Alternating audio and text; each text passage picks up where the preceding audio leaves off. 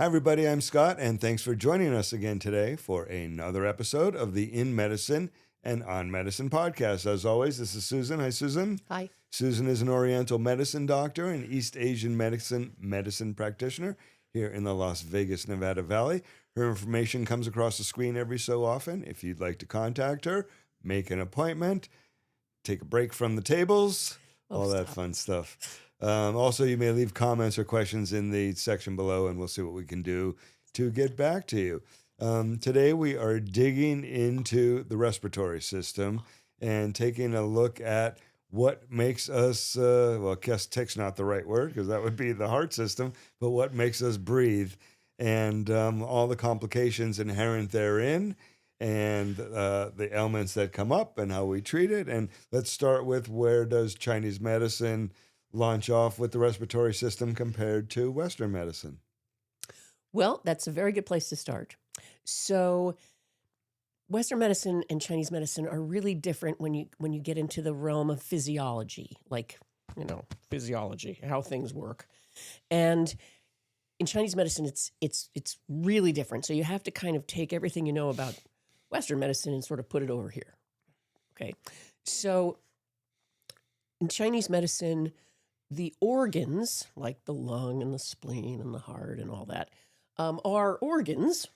They're real organs, but they're more like a sphere of influence, right? They're more like an umbrella that it covers a lot of different things. So, for example, the lung includes the lung organs, right? But it also has the lung sphere of influence. So the lung also has a channel, and we talked about channels in another pod, but the channels are where the chi, the energy, and what we call the blood flow in this really complicated way in the body. And so there's a lung channel, too, that's connected to the lung, and that runs all over, and also connects it to other organs. It's connected to the... Exactly. That's exactly right. And then there are other things that are also in the lung sphere of influence. For example, the nose and the sinuses. Okay. And then there's also a part of our psychology, our psychological self, that also is kind of ruled by the lung system. Okay. Part of our psychological self that is the part that kind of runs our day-to-day life, right? Like the practical part that makes lists and, gets things done. And then also part of our spiritual life. There's also a part of our soul, I guess, that also is under the sphere of influence of the lung. It's called the Po, and we'll talk about that. Okay, that gets a little complicated. It's so much more than just breathing. I can see already. Okay, so much more. And then also the lung has a couple of interesting partnerships. And the big partnership is with what we call the large intestine, which is another organ. And again, it has kind of a sphere of influence too, but it's also it has what we call an exteriorly related relationship with the lung, meaning the lung, it's the highest up organ in the body, right? Because we don't really think much about the brain. So it's the most superficial organ in the body, and it's an organ that's open to the exterior. It's open to the air, okay? The large intestine is also an organ that is open to the air, right? And they have connections to the external world, and they have this really, intimate working relationship. So, for example, when we inhale, we take in air, called dachi. We take in air, it comes down here, okay? So lung chi is said to naturally descend, right? Okay, makes sense, yeah. When you're inhaling, it descends. So why does it descend? Well, one of the reasons it descends is that it has a duty down in the lower body to assist with other organs. And one of the main organs it assists is the large intestine. So anyway, they have this very intimate relationship with each other. And then the 5-element practitioners who look at things differently, a big concept in 5-element acupuncture is, is it fire? Is it earth? Is it metal? Is it water? Is it wood? Okay. Well, metal, the lungs and the large intestine are also organs of metal. And that is another way that they are connected to each other. Okay. Okay. So, What does it all have to do with breathing? oh, good question. So, well, breathing has to do with the lungs. Okay. Okay. But then there's other organs that also have something to do with it. So if something is off, it may not be your quote unquote lungs. It may be these absolutely. something in these supporting systems. So what are some common ailments, diseases, and whatnot? We were not let's ready not go to there. Yeah, yet? we're not Okay. even. Yeah, Okay. no. Okay. Let me. Okay. Yeah, there's more. Okay, so sometimes when people have difficulty or some type of lung symptom, well, sometimes it's the lung. Right. But sometimes it can be something else. So I mentioned the relationship that the lungs have with the large intestine. The kidneys, and when I say the kidneys, I mean the real kidneys, but also the kidneys' sphere of influence, right? So it's bigger. So the kidneys. Is it that way with everything? If Yeah. you say something, it's that and its sphere of influence. Okay. Okay. Yeah. So everything's sort of bigger. So the kidneys are like the foundational energy of the body. Their chi and their blood and their energy is like the foundational energy of all the other organs. Okay, they're like the foundation. I used to refer to them as like the Energizer Bunny batteries. Okay, they like run everything. Well, one of the things that the kidneys do is they do this thing that's called grasping the chi. So the lung chi descends, Okay. and the kidney chi comes up and grasps it and pulls it down. So For the purpose of making helping use respiration. helping work. respiration. Okay. And it's Okay. not for the kidneys to make use of that chi somehow. That's a good question. Probably a little Yes, bit also as yes, a yes. side thing. Yeah. Well, not necessarily as a side thing, but just as part of the process, yeah. natural physiology, like how it works. So sometimes if people have a breathing problem and they have difficulty inhaling, sometimes it's not the lungs. Sometimes it's the kidneys. Sometimes it's what we call the kidneys failing to grasp, right? And so then it's a kidney problem. So then we have to work on the kidneys. And if we solve the kidney problem, the respiration problem goes away on its own. So that's one of the things that makes Chinese medicine so interesting to practice, but also difficult to practice, is what symptom is going to lead me to a solution and what symptom is just going to resolve on its own. Right. And I don't have to address it. It's going to fix. It's going to get fixed on its own. So, and if I chase that symptom, I'm going to be wrong. Right. So if somebody is having a breathing problem, difficulty inhaling, and I say, well, it's a lung problem, and I focus on the lungs, I'm probably not going to be successful. Right, but the tongue and the pulse are going to lead you to where you need to go, right? Yes, but before we go there, let me do one more thing. Okay, so that's one example of the kidney. So now if somebody has a lung problem and they have more difficulty exhaling, that tends to point us in the lung direction. In the lung direction. Yeah, Okay. we tend to think, oh, maybe that's more of a lung thing. But then there's also... And why is that?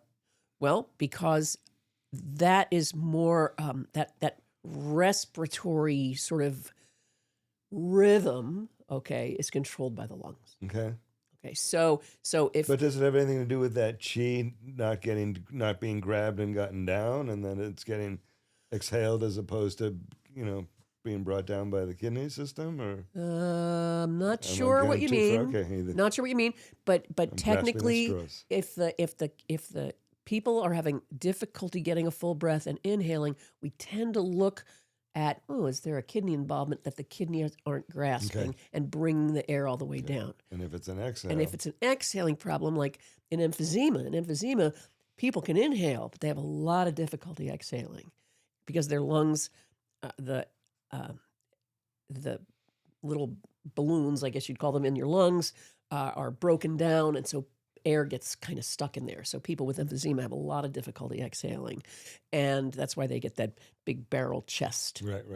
And so if we had a patient that had a symptom like that, we would be like, that's probably a lung problem. And that correlates with Western medicine, right? Because in emphysema, as an example, the lungs are really compromised, like in a bad way. And so it is a lung problem. So just talking about it makes me want to cough. Yeah, I know. So then, the lungs, it's an umbrella. There's other stuff involved. Okay, there's partnerships with other organs. Okay, like another organ that the lung system has a relationship with is the heart. And why is that? Well, the heart and the lungs live in what we call the upper jaw or the upper burner. There's Okay. the upper burner, the middle burner, and the lower Yep. burner. Okay. And the upper burner consists of what's above the diaphragm. So the heart and the lungs have this intimate relationship with each other. For example, the lungs, one of the things in the lung sphere of influence is the skin. So in Chinese medicine, the skin and the lungs are really considered the same organ. Why? Because they're both exposed to the air, Oh, okay. right? Which is kind of That makes weirdly, sense. Weirdly well, makes sense. it weirdly makes sense. And even in Western medicine, like if you go to the asthma doctor, usually they're called the asthma allergy doctor, Right. and they work with lung problems and they also work with skin Right. problems. So a lot of skin problems in Chinese medicine tend to point to a lung problem, not all, but some. So the lungs control the skin, but the heart system controls sweating. So the lungs control the skin and the pores, but the heart controls sweating. So or sweat is called a fluid of the heart. So let's say people have a sweating issue like night sweats or spontaneous sweating for no reason or something like that, or excessive sweating, or there's somebody who doesn't sweat at all. That can often be something to do with the heart and the heart or the lungs or the heart and the lungs together. Okay. Okay, so those are how kind of the organs and kind of the channels. This is a historical question. How was all this discovered? Is it just over the decades and centuries of all that writings and rewritings and everything you've told us? Yeah. Well, it's like one of my professors said a long time ago, Sarah Baer, she's still out there. She said, 10,000 years of empirical observation can't be wrong. Right. I mean, they basically just observed things.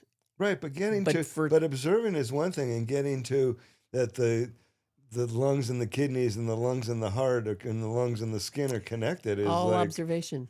Okay, I mean, that's that's was very all intellectual observation. Well, they had. I mean, if you look at like the geopolitical situation in the world today, one thing we say about the Chinese is they take the long view, right? Right. They don't care about basically like their economic system or whatever in the next 5 years. Right. They're looking at the next 500. I mean, it's just a cultural thing. They take the long view. And they do with Chinese medicine, and they did with Chinese medicine. So yeah, we talked about the classics and how, one guy would say, I'm Dr. Yu, and this is what I think. And then 100 years later, someone would say, well, this is what Dr. Yu wrote, but I want to add this. And then 200 years later, someone would say, well, this guy wrote this about Dr. Yu, and this is what I think, and then it just builds and builds and builds and builds. And they kind of... I just find it fascinating that somebody thousands of years ago, through all these observations, would sit there and go, that might be connected to that, just to make the connection based on what we know that they didn't know back then. Well, they knew a lot, like, obviously, and much more and the than system I thought. worked really beautifully. And one thing that happens to me almost every day is someone comes in and maybe they have a collection of symptoms that seem unrelated to each other, and in Western medicine are considered unrelated, right? Or they just treat them differently, like individually. you go to this guy for this thing and that guy to another thing.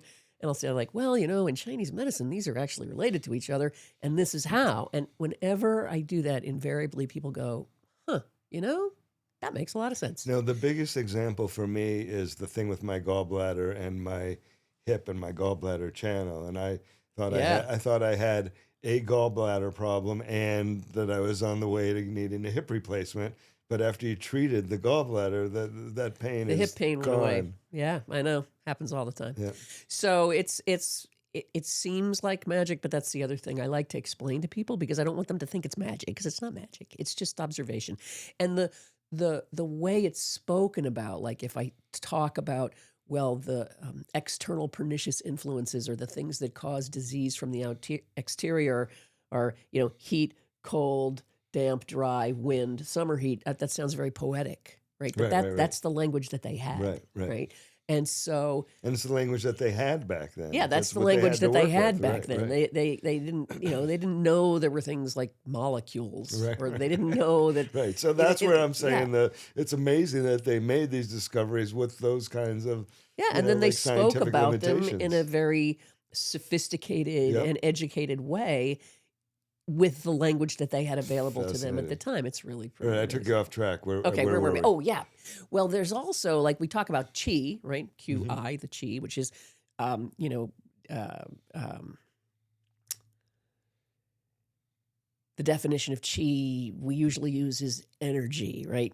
Technically, dead things don't have chi, living things have chi.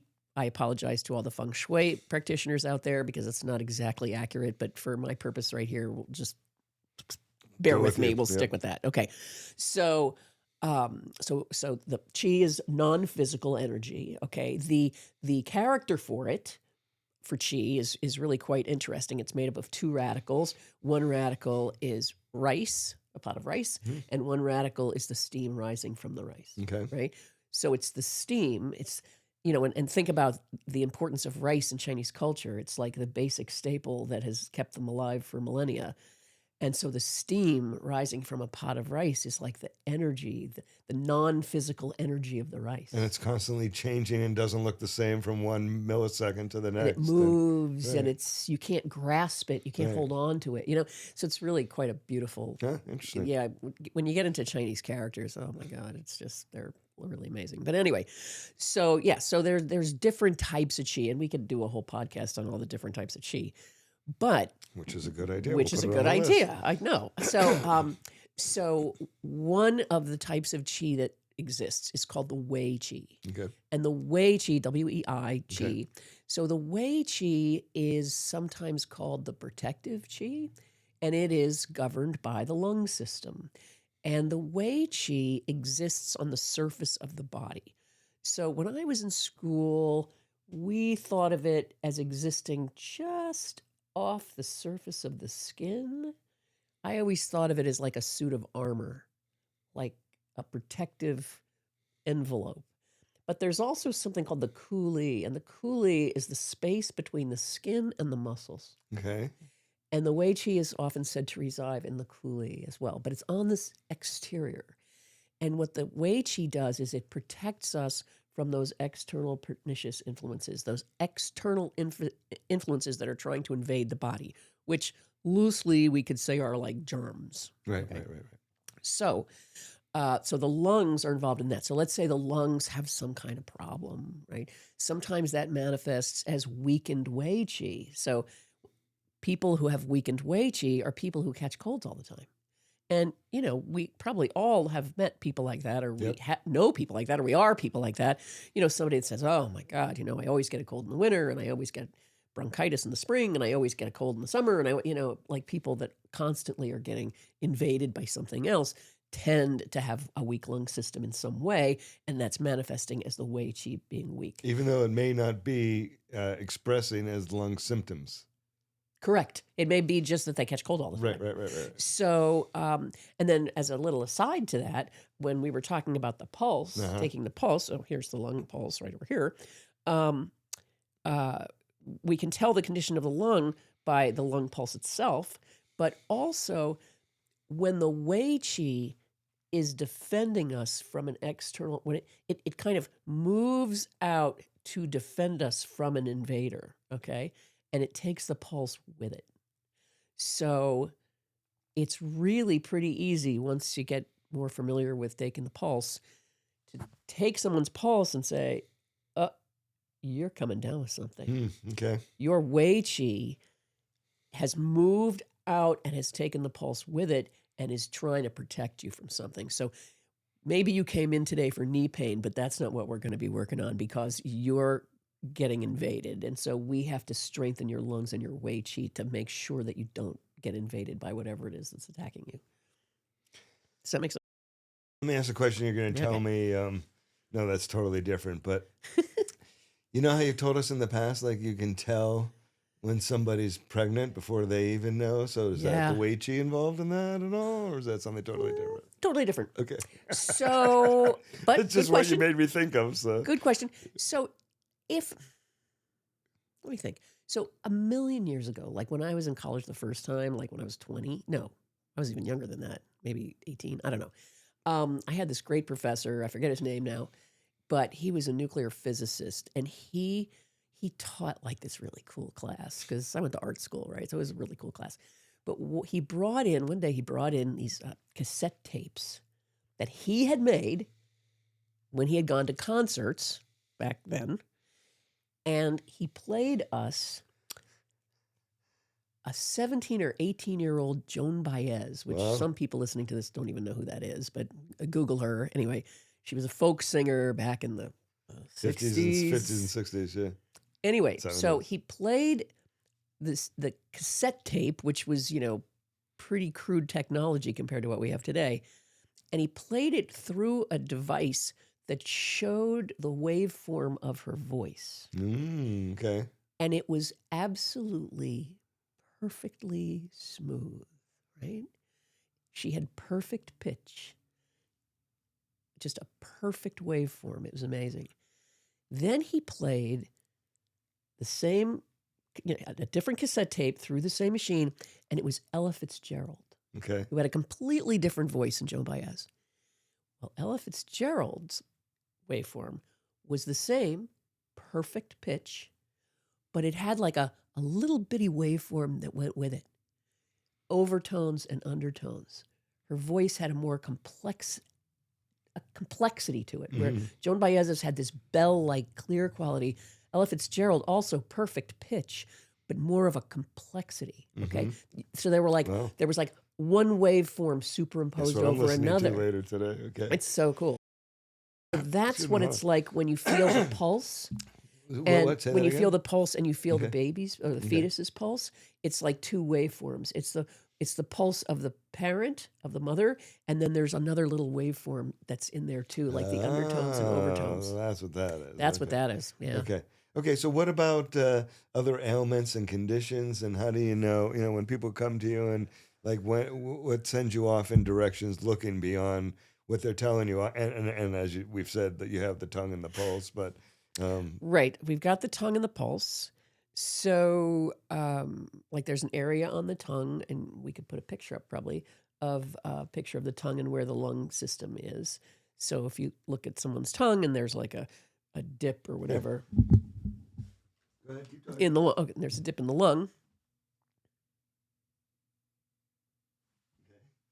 What? I was just putting a tongue to the camera for everybody to see. So Oh, keep going. you mean you showed them your tongue? Yeah. Okay. Well, let's see your tongue. Okay, right there, about an inch back, less than, or maybe a centimeter and a half back from the tip is the lung system. And on you've got a little crack right there. So that kind of tells me that you've got a little bit of a deficiency in your lung. And you've also got two little cracks on the side. You got one over there and one over there. Tell it to me straight, Doc. How long have I got? The patient will live. It is true. But yeah, I mean, I can look at your tongue and say, oh, okay, so what's going on with your lungs? Okay, right. Now, one thing about practicing here in Southern Nevada is that pretty much everybody has a lung problem. It may not show on their tongue. It might not be that chronic, okay? Because the tongue changes slowly over time. So it doesn't like change overnight. The pulse changes overnight. So, And is it a lung problem or a surrounding system problem? Or that's the investigation you have to do. exactly, that's the investigation. So like in your case, I look at your tongue, I'm like, oh, your lung has some sort of deficiency. Okay, it's you're not going to die or anything, but the lungs aren't working perfectly, and they haven't been working for a really long time. So tell me what kind of symptoms have you got, and you might tell me 10 symptoms that you have, and maybe 3 of them point directly at, oh, this is probably a lung problem. So let's investigate that further. Let's take the lung pulse. The lung pulse will tell us what's going on with the lung right now, today, right at this moment. Right. Are any other systems involved? Like, is my gallbladder thing involved in my lung system at all? That is a good question. Or any other systems on somebody? I am going to say no. No, okay. That is my opinion. Okay. Your gallbladder symptom is really specific to your gallbladder and your gallbladder channel, to the point where it's like almost like an isolated thing. Okay, with what we're talking about, it's much more umbrella-y. Well, people can There's more have rabbit holes to go well, down. people can have something that's absolutely specifically related to the lung and nothing else. Right. Right? Back when I was in school, I went to China for a month and I came back with some horrible cough.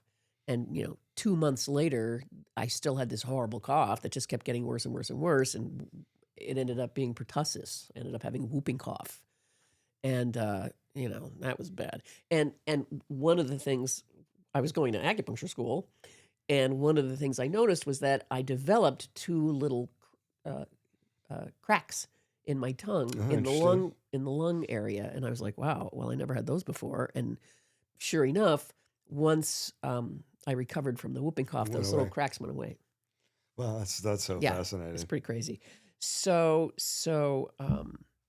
the lungs can be implicated in a whole bunch of different things.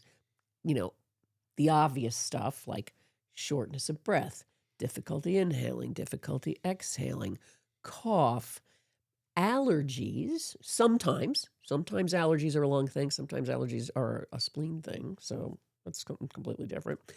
Allergies, sinus problems, because this area is also ruled by the lung system.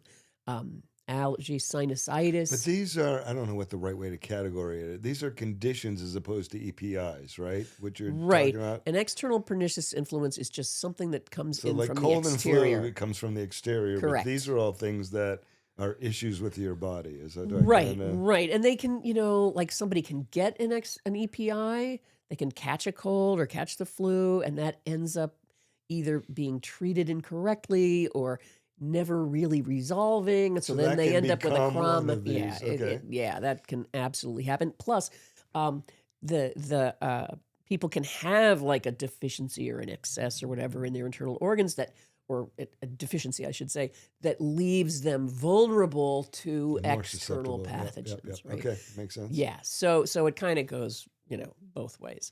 So Okay, what about cold and flu? Like what's the difference in how you look and treat those, and then also if somebody gets to you early enough trying to head off these complications that come from those external pernicious okay, well, influences. one thing I should say is that there's a Chinese herbal formula called Gan Mao Ling, Okay. Put GANMAO it up. LING, and it's a great little formula. One of the main herbs in it is indigo, Okay. the Yep. the color. Um, and it's a great formula. It's a modern formula. And the thing that's great about it is that you take it when you feel like you're coming down with something, but you don't need to know what it is. You don't need to know about Chinese medicine. You don't need to know anything. You wake up in the morning, you feel like you're coming down with something, take some Ganmaling. It will either get rid of it or it will way shorten up the amount of time that you're sick. So you take it, whatever it says on the bottle. Usually it says something like, 4 or 5 tablets 3 times a day. You can take it more than that. It's not going to hurt you. If you take too much of it, it gives you a loose stool. So Okay. if that happens, then you're like, whoop, took too much. And then if you do get sick, if it doesn't kick it out and you actually do get sick, then you stop taking it. Because once you're sick, it's not going to help you at all. Right. But it's a really useful formula if you feel like you're coming down with something. And it could be anything. It could be colds, flu, it could be conjunctivitis, it could be an ear infection, it could be anything.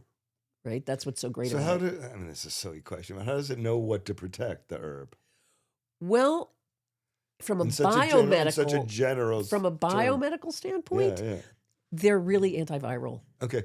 Right? I mean, that's basically it. Okay, And gotcha. so, the Chinese figured out, wow, for some reason, this herb really works for this, I mean, and how did they figure that out? Well, they just experimented on each other and on themselves.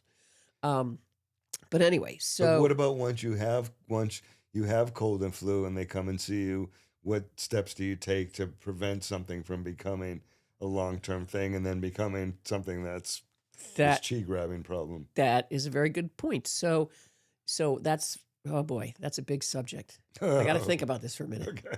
There's a lot of different ways we go here. Okay, so oh wow, this is We big. only have a half hour left. Oh my so- God. Okay, so let me do the 4 levels. Okay, Okay. so we talked about the Wei Qi. Okay, which is on the surface of the body. Okay, well there's three other levels that get deeper and deeper and deeper. Okay, so the external pernicious influence comes and attacks you, and your Wei Qi comes out and it defends you, and it doesn't do a very good job. So then the bad EPI gets in a little deeper. Okay, and it gets into what we call the chi level, which is a little bit deeper. Okay, so then you don't just have what we would call exterior symptoms. So let me go back a little bit. When the Wei Qi is fighting off, that's in the exterior. So exterior symptoms are things like chills, sneezing,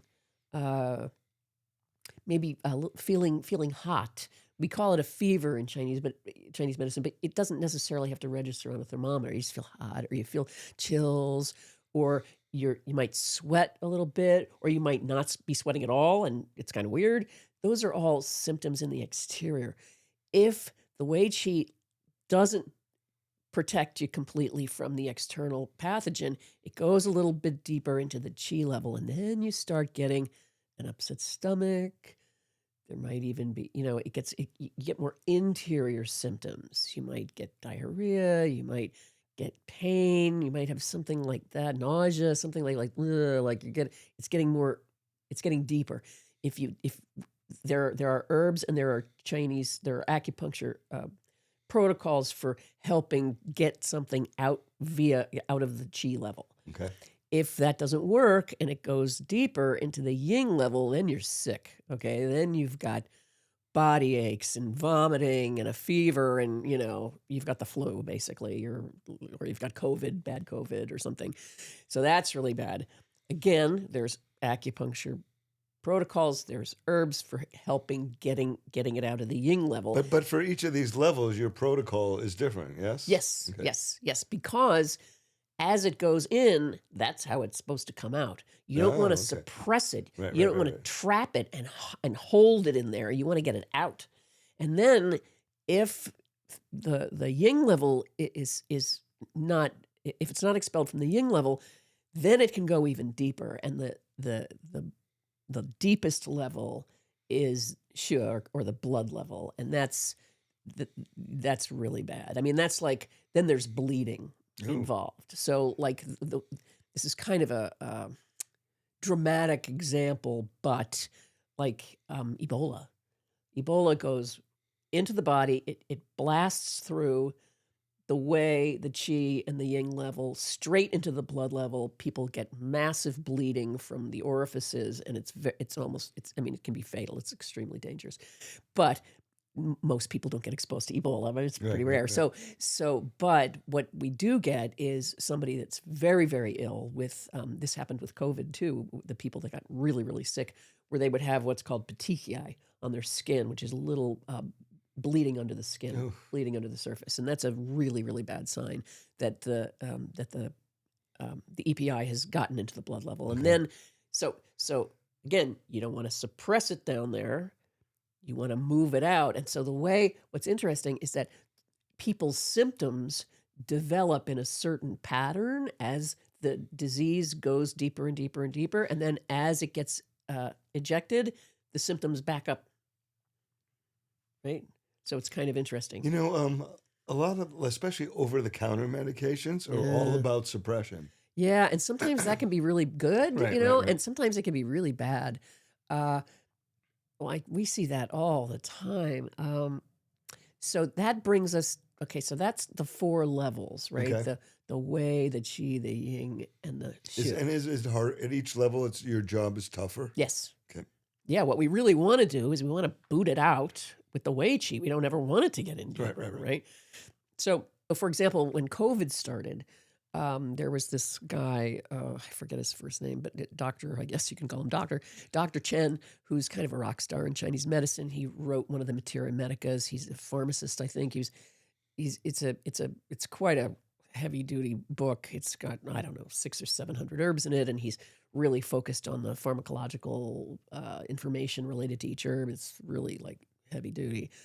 But one of the things that I don't know if he translated it or if he wrote it, I think he translated it, was there was an article put out in China right at the beginning of COVID that said, okay, here are these 4 formulas. If you to protect you from COVID, take this. If you get COVID, but it's mild, take this. If you're sick, take this. And if you're recovering, take this. And they were 4 formulas that pretty much most people in China are familiar with, and they can get at the grocery store, right? They're old formulas, been around forever. And so each one is targeting the stage of depth that the exactly has gotten to. Exactly. So I'm learning. Yeah. So then the other part of your question, I think, was colds and flu. So Yes. so I mentioned that the external pernicious influences are heat, cold, damp, dry, wind, summer heat. When summer heat is damp and heat mixed together, basically. So that's what we call them. So halt. Where was I going with this? Cold and flu. Oh yeah, cold and flu. Yeah. So here, in Western civilization, we might wake up in the morning and say, "Oh, I feel like I'm coming down with a cold." Well, in Chinese medicine, you might wake up and say, "Oh, I feel like I'm coming down with a cold," or you might say, "Oh, I feel like I'm coming down with a heat." Okay, so they're trained to know. Well, they just know. I mean, they grow up. Right. With Saying, this. do you have a cold or do you have a heat? Right. So what's the difference? Okay, so a cold back here, right where that bump is on your vertebrae, that's called the wind gate. Okay. And wind is the pathogen that the other pathogens ride on to get into your body. So we did a whole episode on wind is bad. Yep. Wind is bad. Okay, so if it's a wind cold, it typically comes in here. It starts out with stiff neck, stiff muscles, and you feel chilled. Wind heats. So it's almost like cold tightening. Absolutely. And heat That's expanding. Yes, absolutely. Yeah. That's a really good point. So yeah, cold stops everything, shuts it down, Right. keeps it from moving, just like it's been frozen. Right. A wind heat comes in this way. So people start sneezing, or they have sinus problems, or they have a sore throat. And they feel they can feel hot and have chills, but with a wind heat, the heat outweighs the chills. Okay. And they also tend to sweat because the heat opens up the pores in the skin and the sweat pours out. Okay. Whereas a wind cold that comes in on the back, where people could have feelings of heat and feelings of cold, but their chilliness is worse. And for wind cold, slams the pores shut. And so when wind cold, people don't sweat. So they're both colds, like what we would call colds, but treating them is completely different, right? So that's why Gan Mao Ling is so great, because you don't have to know.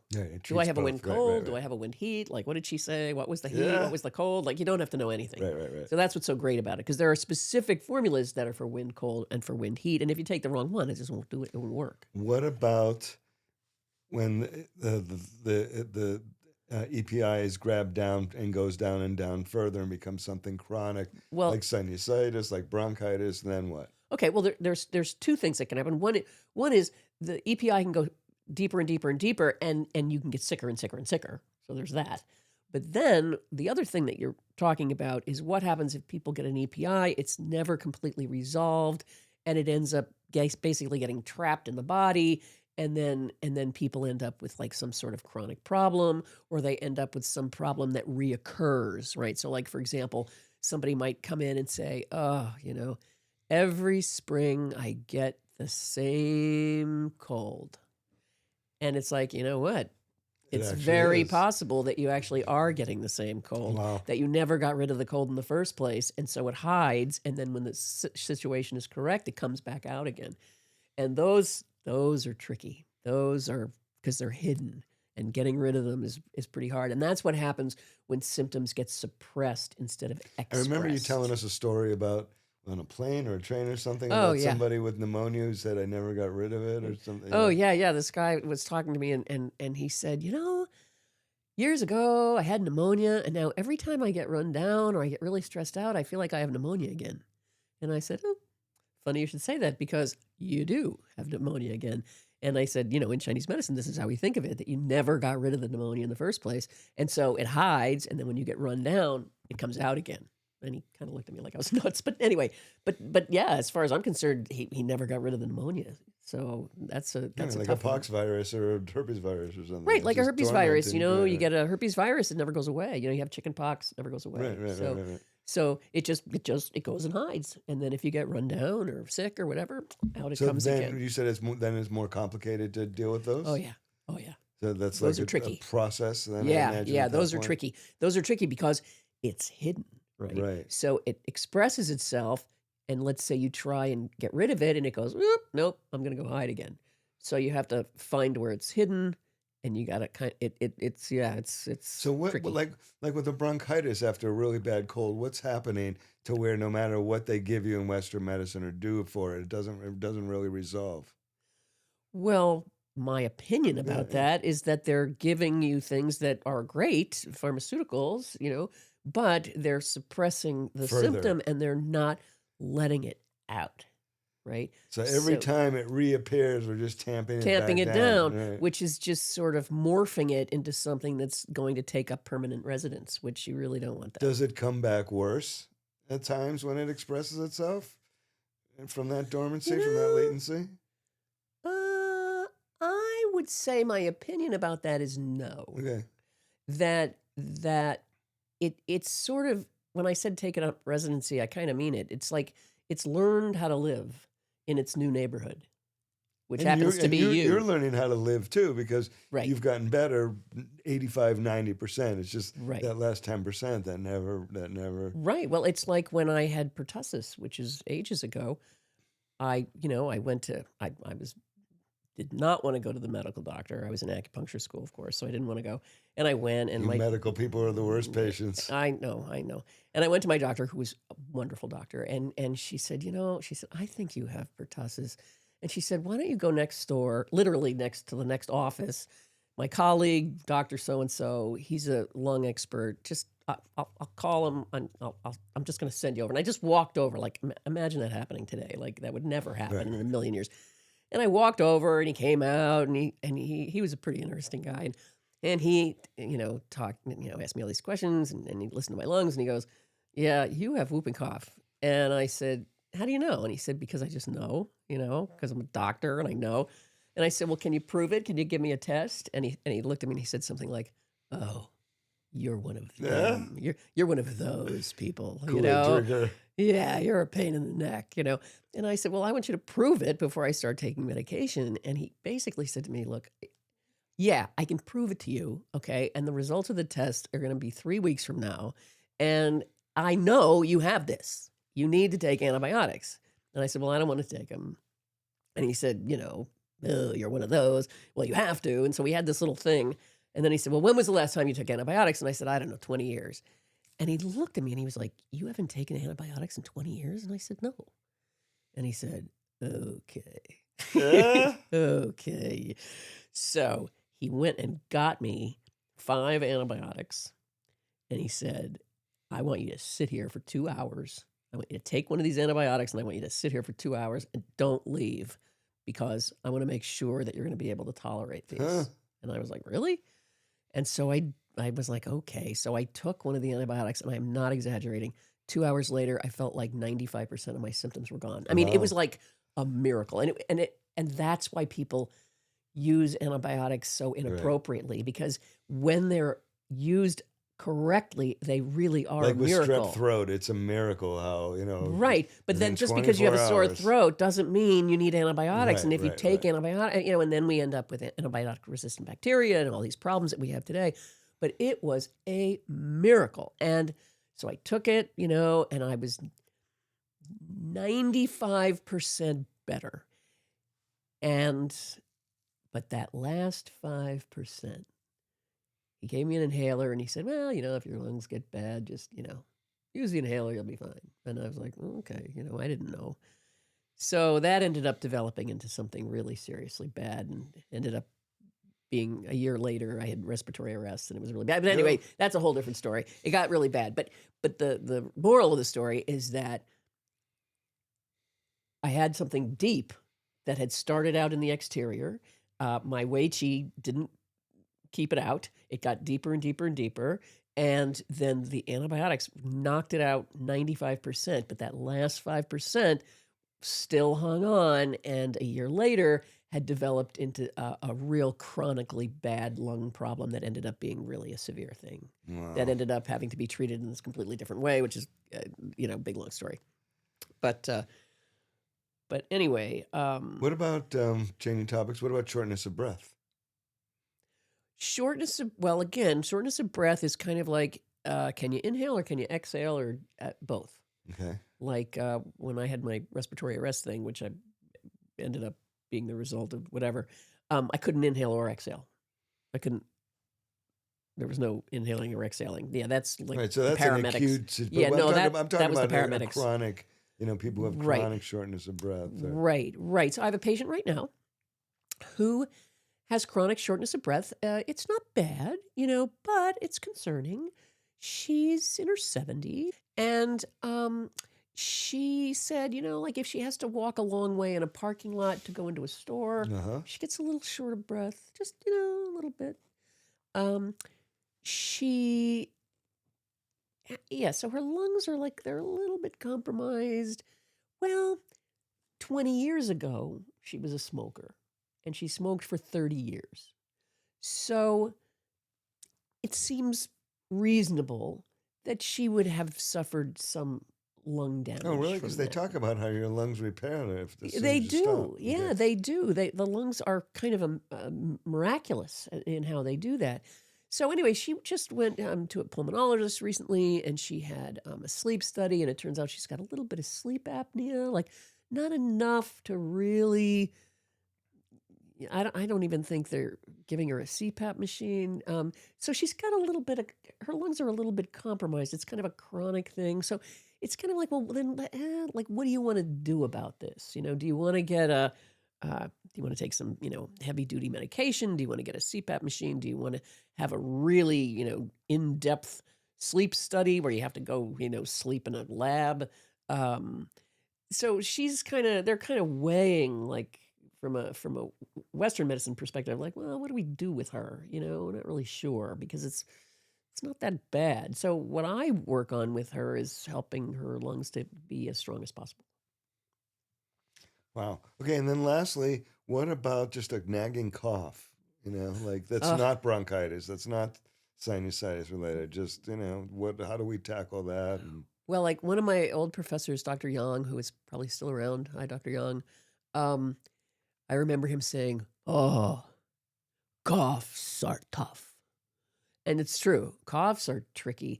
Part of it is, are the kidneys grasping the chi? Is it the lung problem? Is it a kidney problem? Is it a heart problem? There actually is a way that the gallbladder can affect the lungs too, which is if you have something called gallbladder fire, the fire can come up and scorch the lungs, and you can end up having like heat in the lungs, which is a whole other thing. So a cough, you really have to be good at differential diagnosis, like what is going on, right? A cough also is rebellion, right? It's rebellious chi. It's right. Your lung chi is coming up and out. So is It's it not chi that's supposed to trying do to be that. grabbed down, coming out without getting That down? could very well be Okay. it. That could very well be it, or it could be something else. Okay. So you really have a real has to be very thorough and precise kind of diagnosis to figure out like what exactly is going on with this cough, because coughs are a pain and they can get chronic really easily, which nobody wants a chronic cough. So yeah, so that requires, okay, like, is this a lung problem? Is this a kidney problem? Is this a lung and large intestine problem? Is this like earth over controlling metal? Or is this, whatever? I mean, is this, fire and metal, or is this whatever? There's like a whole diagnosis merry-go-round that you can get on, and there's so many different ways of looking at it. Is it a gallbladder problem? Is it a liver problem? Is the liver attacking? Is there a spleen and lung problem? I mean, it's just it can really get. What about tricky. damage from a severe acute situation, like smoke from a fire or heat from a fire or something like that, and dealing with that damage in the lungs? Well, a couple things. One thing about the lungs, just in general, just like from a Western perspective, is lungs they can heal very fast, right? They can also get damaged very easily. So in Chinese, they're called the tender organ because they're the first, they're the most vulnerable, right? So they're easily damaged, but they can recover. So So like in a fire, are the lungs going to heal quicker than the skin in fire damage? well, in Chinese medicine, the skin and the lungs are considered the same organ. Okay, So so I that's would connected. say, Yeah. but I would say that there are Western medical doctors that would have a better opinion about that than me. My Chinese perspective is that it's the same. Okay. And so like in a fire with someone, injured in a fire, I would imagine that the lung issue and the skin issue are the same issue.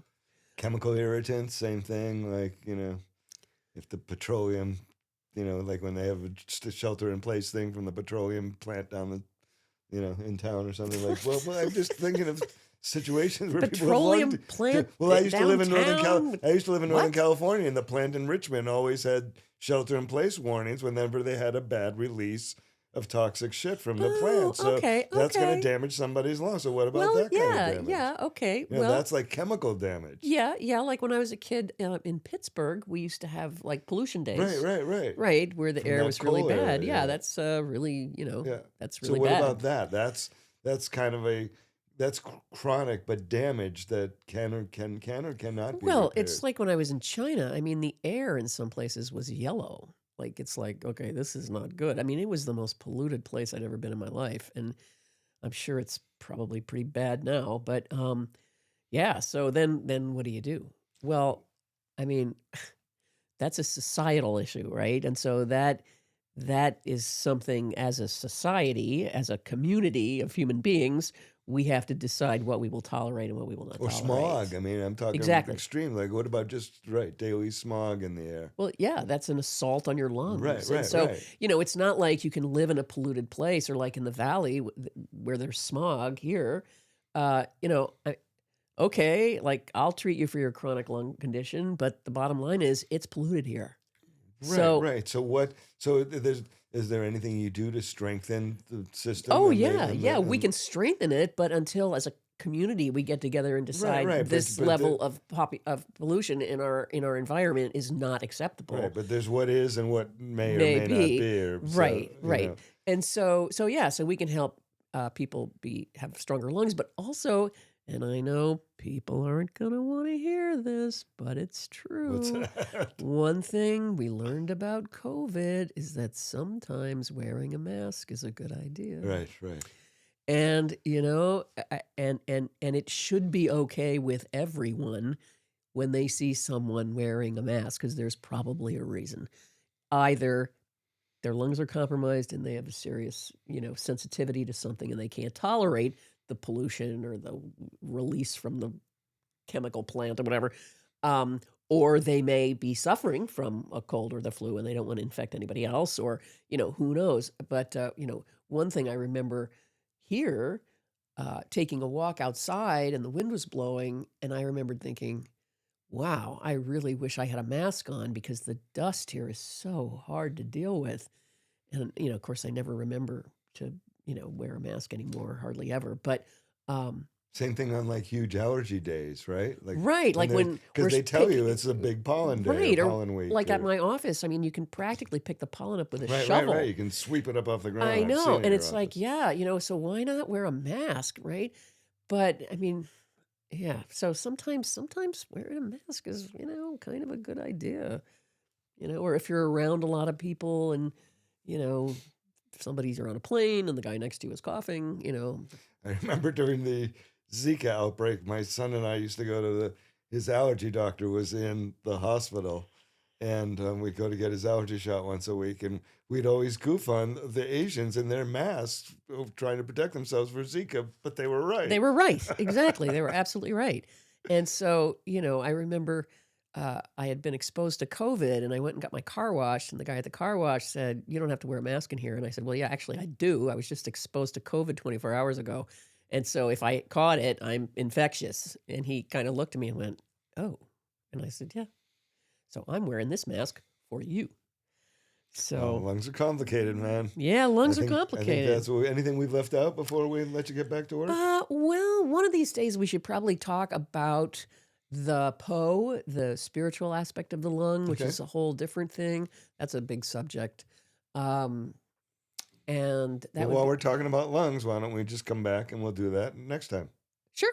We could do that next time. All righty. All right. A little bit on the respiratory system today. Actually, that was a lot of bit on the respiratory system Oh, we today. wanted to kind of go in a little bit deeper. Yeah, well, we did. We Yeah. did. All the way down to the chi grabbing your air and lung chi and bringing it all the way down and regurgitating Right. it back up and all that fun Right. stuff. What he So, said. Yeah. anyways, as always, thank you for joining us. This is Susan Wellman. She is an Oriental medicine doctor and East Asian medical practitioner here in the Las Vegas, Nevada Valley. Her information comes across the screen every so often for you to get in touch with her and make an appointment. These stars of the show who have been extremely cooperative today. Must have been that ball throw-in session beforehand. Yeah. Marty is the gray wire hair. Leo is the black flat hair. Brothers. They are the stars of the show, brothers from the same litter. I'm Scott. This is the In Medicine and On Medicine podcast. Have a great day, everybody. We'll see you again next time. Bye.